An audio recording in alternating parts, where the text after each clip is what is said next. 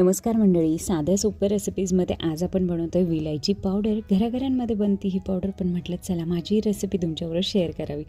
आज आपण सालासहित विलायची पावडर बनवणार आहोत. त्यासाठी 50 ग्रॅम विलायची मीडियम हीटवर 8 ते 10 मिनिटासाठी भाजून घ्यायची आहे. त्यामधलं सगळं मॉइश्चर गेलं पाहिजे आणि विलायची थंड करून घ्यायची आहे.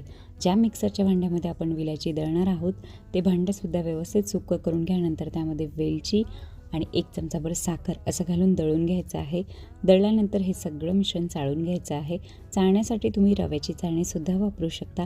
चाळल्यानंतर वरती जे जाडसर शिल्लक राहील ते परत एकदा मिक्सरला ग्राइंड करून घ्या आणि परत एकदा चाळून घ्या. आपली झटपट साध्या सोप्या पद्धतीने विलायची पावडर तयार आहे मंडळी.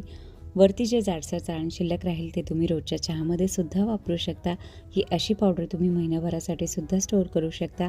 नक्की बनवून बघा मंडळी. Thank you so much. बाय.